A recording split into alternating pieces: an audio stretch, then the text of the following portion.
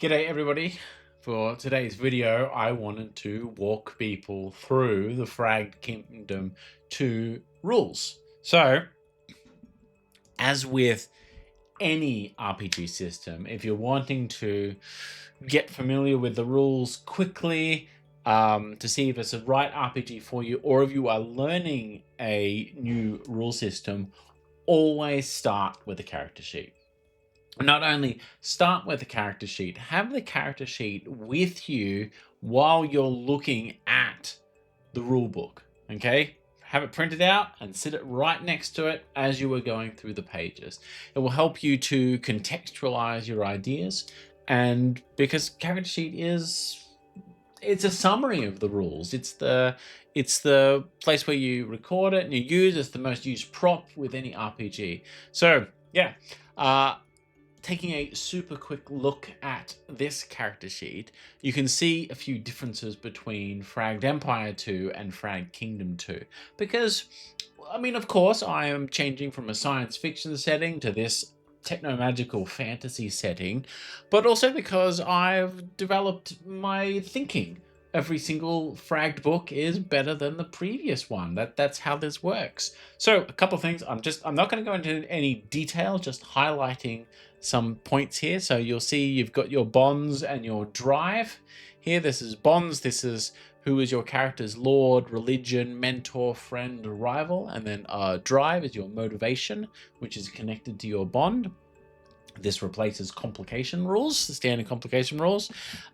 You've got a few just flavorful changes, a few different skills here, like construction, monsters, forestry, pathfinding, etc. The change from coin, and you've got honor and glory.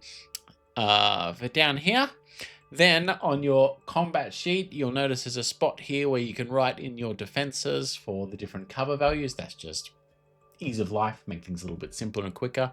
You'll notice you've got a new resistance here. This is armor for your endurance. So this did exist in Fragged Empire 2, but it's much more codified and common in Fragged Kingdom 2, especially if you've got a shield. This is the big thing that shield users get, is they get resistance. And you've got momentum in place of munitions. So momentum is rather munitions, or something you spend in your clip before you need to reload to get a boost. Momentum is something that you build up and then expend for your big attacks. You'll also notice that there's no improvised weapon stats in here. That is because that is a simple skill roll now. So there's a lot more things that you can do with a skill roll in Frag Kingdom 2 during combat. So if you want to throw a chair at someone or hit someone with a rock or the pummel of your sword, like an improvised atypical sort of attack, you make a suitable skill roll, and then you just deal 3 general damage. Simple as that. Also, you've got arcane rolls, but there's also tactical rolls like shoving, tripping, guarding people next to you, stuff like that. For your weapons, you'll notice you've got ideal range. That's a new stat for Frag Kingdom 2, because you've got more of a melee focus, and I want a difference between like a dagger, a sword, and a spear. They want them to feel different rather than just different hit chances or damage. They actually deal at different ranges. Yeah, then you've got a more codified strong versus with and when. So for example, a flail might have strong versus shield. You get a little bonus, stuff like that. Then, of course, elemental stuff as well. You throw a jar of oil on someone and you'll get a bonus with your lightning and your fire. Yeah, so I'm pretty happy with that. Then your third sheet here, rather than a spaceship, you have your camp. So a camp is something, everyone pools their influence and they build that together, and that gives them attributes depending on how much influence they spend, and that affects your nature of your travel, gets you workshops, recovery rate from your character, including, if you got good enough stats, attribute healing as well. Then you've got perks and some place to like store equipment and stuff like that in your camp. Down the bottom here, you've also got camp tasks like hiding, marching, what happens when you stay in a tavern. That gives you bonus healing, things like that. And then you'll notice you got this giant section here for developments. So this is a key part of your camp. I want you slowly as a group making those acquisition rolls to build up and add to your character. So the first tier ones here are really easy. They just require a 12, but they get really difficult to the 22. And this is stuff like a map, navigation tools, quality charts, library, or maybe like bedrolls or tents or guards or things like that. And they upgrade your camp, giving you increased attributes. So the expectation is that you'll get these first 2 tier ones all the time. They're pretty easy to get, but if you've got someone in your party who's particularly good at acquisition roles, you can start to get these higher level ones here. And some of them are also exclusive, so it's not that you can't have them all, but you only get the mechanical advantages of one of these. So for the simpler one is like a cart, a wagon, or a caravan. Okay, so you select one of those as choosing to not take the other one. So you've got a few differences there. And that makes a big difference. Like, do you stay in a team that just has your pack animal for maximum traversal sort of flexibility, or do you go for a wagon, which does mean, okay, we have to stick to paths a little bit more and things like that. And those are great narrative tools in there. So yeah, anyway, so that's, if you get nothing else out of this video, you can stop watching now. This gives you a pretty good quick slice as to what expect from Fragged Kingdom 2 as opposed to Fragged Empire 2. But let's jump into the rules. Okay, I'm gonna walk you through this entire rule book from the start to the end, because I like to have my books basically done 99% complete by the time I do crowdfunding. It just creates a much more, it's a more pleasurable and positive experience for just everybody involved, for me and for you. It means that once the crowdfunding's done very soon, I get the PDFs out into people's hands. You can start playing right away. Yeah, okay, so let's jump into this. So pretty normal sort of start, introduction, and things like that. Character creation, this has a lot more advice, like make sure you have someone who can actually heal in your party, like with the apothecary skill roll, or make sure you got someone with splash to deal with groups of henchmen.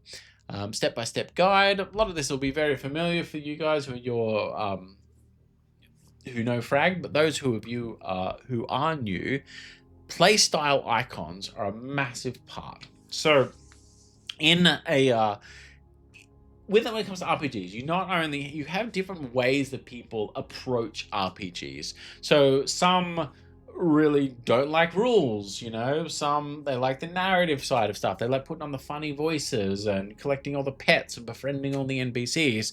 Some people are a little more mechanically focused. They love the mental puzzle of building an effective character. Some just like to be strange. You know, you've got to be the one goblin in the group of paladins, that sort of a player. So what these icons here are, they don't come with any rules, but what they do is they help to identify certain types of play style for both players, but also for GMs, because you get rules light, narrative, or more mathsy GMs as well. And so in the back of the book, you'll see these icons along the list here. Just quickly flick, and you can see everywhere they've got these icons down here. That's highlighting, hey, this is a narrative choice. This is a simple choice. This is a mix-it-up choice. Okay? And I think that's one of the things that Frag does better than pretty much any other RPG, is accommodating different types of play styles at the one table. I want the rules light gamer and the power gamer sitting in the exact same table, and as the game progresses and they're selecting more options, they're slowly modifying their game experience without negatively impacting other people at the table. Yeah, so that's, I think that's a really important but easy thing to overlook here. I'm less interested in making sure you have like a rogue and a fighter and a mage and a cleric. I don't really care. You could be a party of mages or a party of fighters or all rogues, you know, or all ranged. I'm less fussed by that sort of stuff. More, I want the different play styles to be accommodated. Okay, then just sort of introduction levels and species, and you got your attributes here. I won't go into all the details here. This is a skill roll, and giving you, this is your first introduction on the core resolution mechanic. So you roll let's say you've got +2 to apothecary, and your target number is typically a 12 or 14. You roll 3d6 and then add your modifier, try to get the target number. And if you roll a 6, that's called a strong hit, you can do something special. So the default option is to use effort, which if you look at your sheet here down the bottom here, you've got your list of effort, allows you to re-roll another die.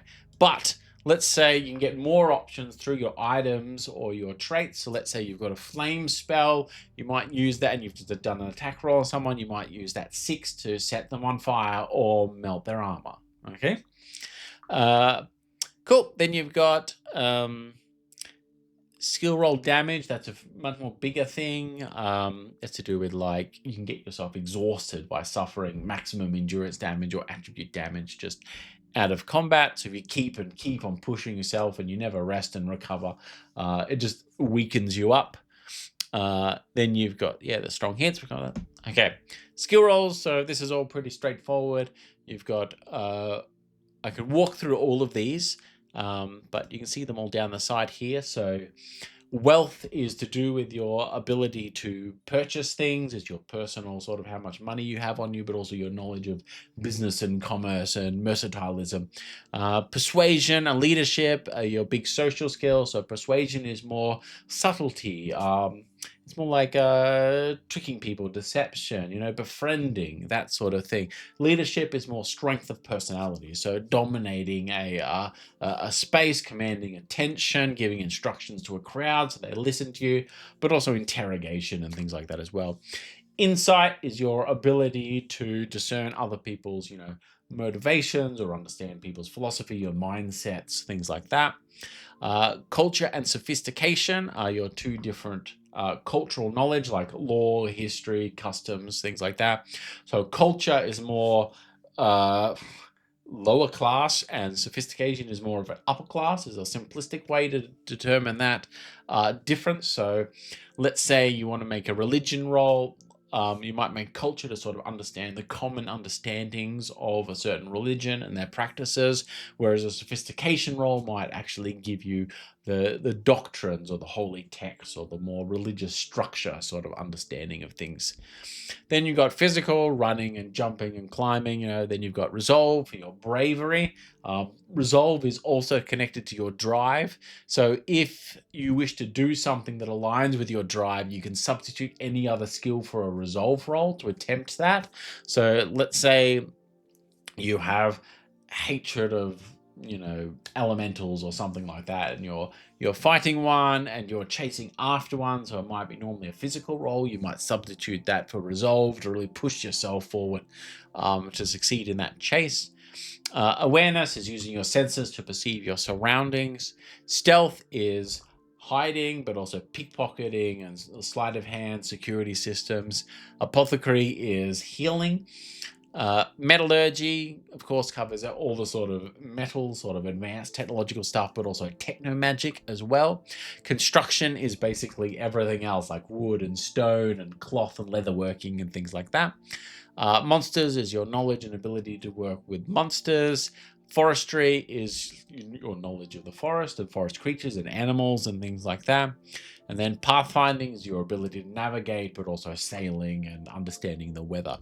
Then you've got your combat skills here, like finesse, brawn, and cunning. So finesse is more finesse weapons, brawn, two-handed weapons, heavier weapons. Cunning is more like your bombs and your arcane rolls and things like that. Cool. But so then after that, you've got your arcane rolls. The arcane rolls is a lot more developed in Frag Kingdom 2 because arcane plays a more significant role within the setting and also in the mechanics. So there's a couple of things that arcane does. So you can take a trait that gives you access to one of the arcane abilities, and that will give you an expanded use for each of your skills. So under the skills, you notice these areas in blue. This is telling you, hey, and this, if you've got arcane ability, this also covers doing these sorts of things. Okay. Then the other thing you can do is you can do arcane rolls like to do arcane effects, like during combat, like creating barriers and blasting people and things like that. I'll jump into that one soon because there's a bit more detail with that. But each of the arcane abilities also have different spheres of power. So you've got all power. So these are like a monotheistic monks, and their spheres is like amplifying their body, healing, prayer, and shield. Okay, they're very in-your-face healers and defenders type characters. Then you've got ancestral memories. This is a far more limited and focused arcane ability because it's something that all Kaltorans have, for example. A few others can get it as well, but this is ability to access memories from your ancestors. Then you've got enchanters. So in Fragged Empire, these would be psychics, but in enchanters, their spheres of power is mind and time are the big one, but also we'll call it Nyx dust, which is ley dust, and so that also covers dust creatures like wraiths and demons and fae and things like that. Then you've got essence, so this is to do with spirits, or in Fragged Empire, they'd be known as the Farron. So this is kind of, I always jokingly refer to this as the Pokemon arcane roll power, where you can use spirits that you have or ones that you have befriended to borrow their abilities and channel them. So you might have a fire spirit and you borrow its ability to allow you to jet out flames of fire and fly through the air. So then you've got techno magic. So techno magic is your ability to use technological divine objects. Then, which is a very prominent arcane form. It's very known as one of the most, it's the civilized arcane option. Then you've got wilding. This is basically using a biotech, sci-fi stuff, gooey things. So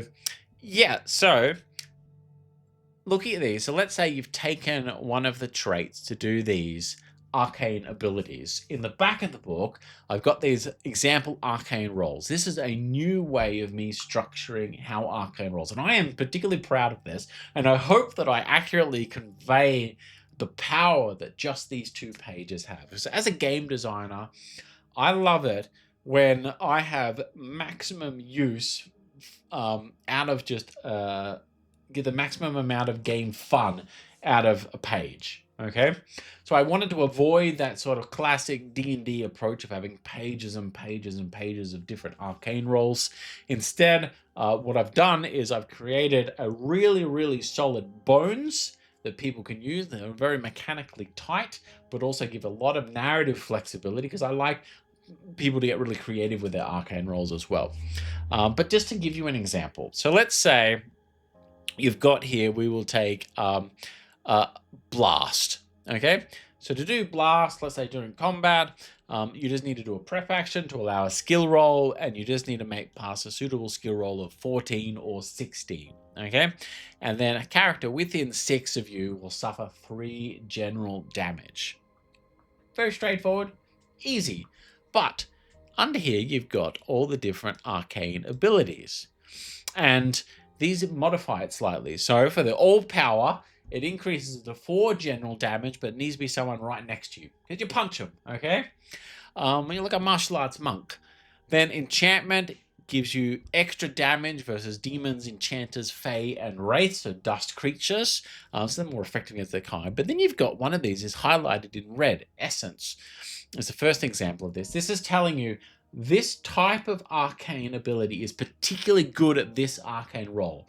And all of the arcane abilities have different ones that they're more useful at. So while an essence may be more effective at blast, all power is going to be more effective at creating barriers. So for essence, it's just a flat increase in damage. Techno magic allows you to do extra damage versus robots like automatons, demons of DOS and golems and children of Pole. And then wilding allows you to affect 2 characters. Yeah, cool. So I'm very happy with this. This new system, it's really tight. And I'm looking forward to seeing how that is all received by people. Okay, so let's jump into a little bit more here. Okay, so we get the arcane abilities. Then, oops, seem to flicking myself around the book here. Okay. Then just working through traits. Traits are the building blocks for your character. So you can have one trait. When you level up, you get a trait. And because you're level 1, when you start, your character, you'll have one trait.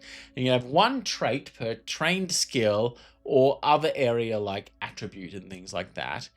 In the back of the book, you have all of these traits. So they start from here, from like your level and resource, influence, and there's a lot of traits here. A couple of things worth noting is that you can only take one trait per area. So selecting, say, for example, under leadership, if you take inspirational, you can never take preacher. Okay, and this means that multiple people in the same party may be trained in the same skill, but they're taking different traits. They're not stepping on each other's toes. The other thing about so when you're selecting your trait, you might be a little bit overwhelmed by how many choices there are.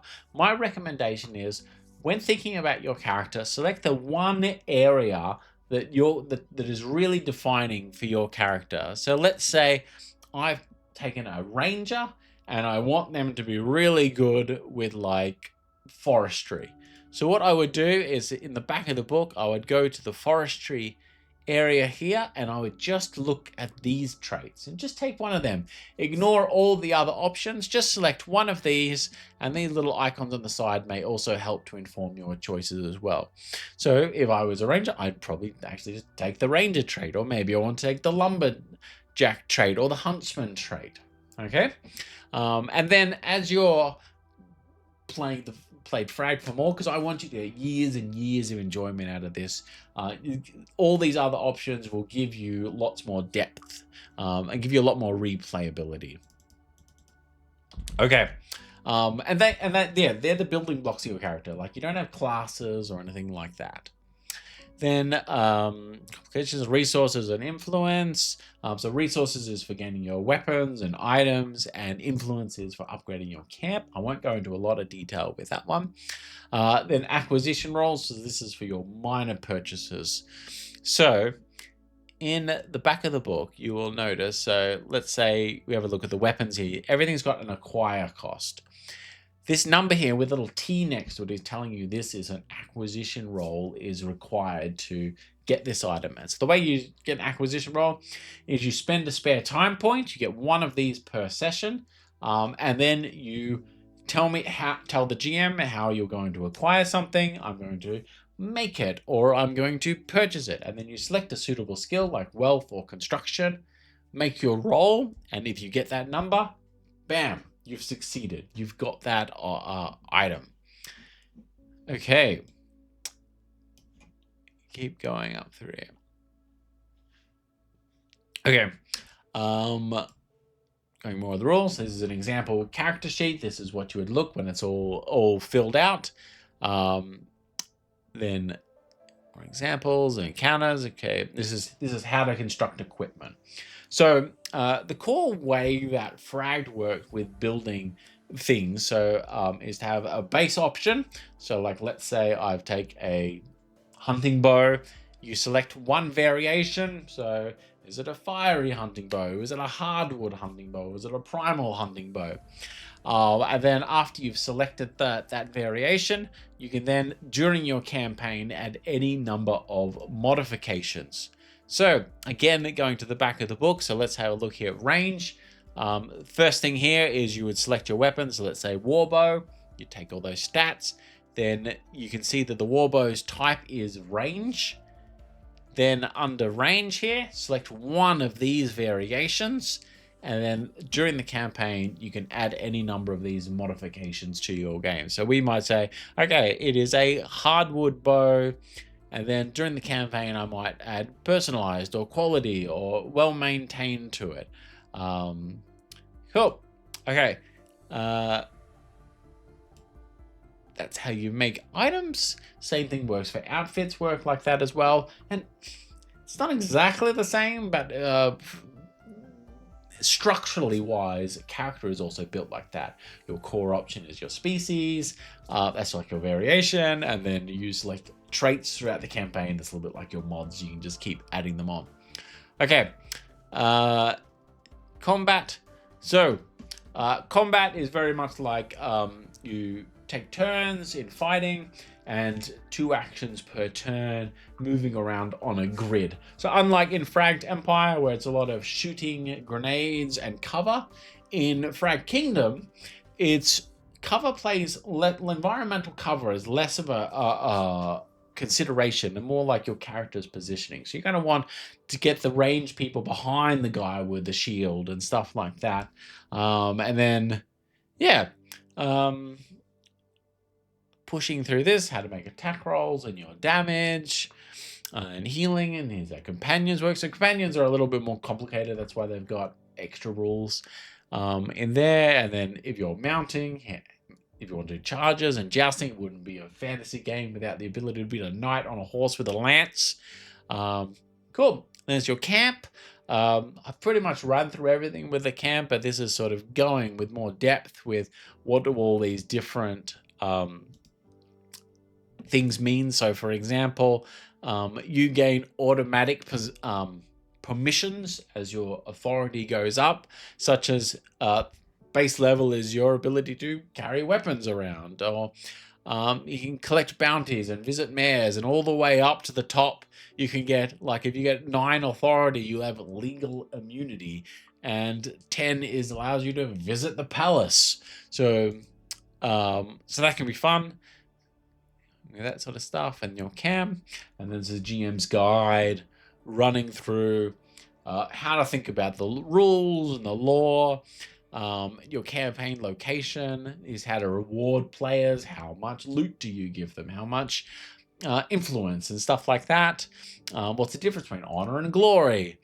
Then some example campaign styles. So this is also something that I know it's 1 page, but this is one of the probably the more powerful things about Fragged, is that because you have different types of resources and ways of rewarding players, those can be worked like dials to have very different styles of campaigns.